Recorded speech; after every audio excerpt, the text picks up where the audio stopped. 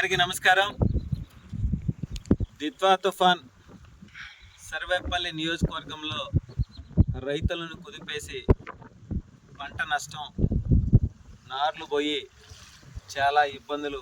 ఇప్పటికీ కూడా ఈ కొలన కుదురు, ఈ కట్టుపల్లి ప్రాంతాల్లో ఇంకా కూడా పొలాలు బయటపడక నీళ్ళు ఇంకా 2-3 రోజులైనా కానీ తగ్గేటువంటి పరిస్థితి లేదు. కూటమి ప్రభుత్వం ఎప్పుడూ కూడా రైతులకు అండగా ఉంటుంది. అదేవిధంగా ఎవరైతే నార్లు నష్టపోయారో వాళ్ళందరికీ కూడా అండగా ఉండి వాళ్ళని కాపాడుతుంది. తుఫాన్లు, వరదలు వచ్చినప్పుడు ఎక్కువ శాతం లోతట్టు ప్రాంతాలు, ఈ సర్వేపల్లి నియోజకవర్గంలో నీట మునిగిపోయేటువంటి ప్రాంతాలు,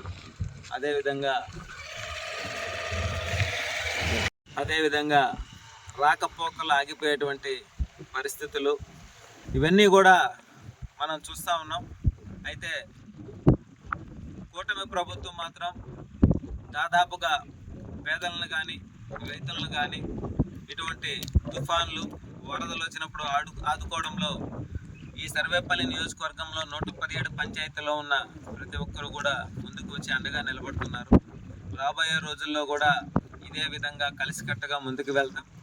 రైతులు ఎక్కడైతే నష్టపోయినారో వాళ్ళందరికీ కూడా కూటమి ప్రభుత్వం ఆదుకునే విధంగా మన సర్వేపల్లి శాసనసభ్యులు సోమిరెడ్డి చంద్రమోహన్ రెడ్డి గారు కూడా ఏదైతే నార్లు నష్టపోయినారో వాళ్ళందరి విషయం కూడా ప్రభుత్వానికి తెలియజేయడం జరిగింది.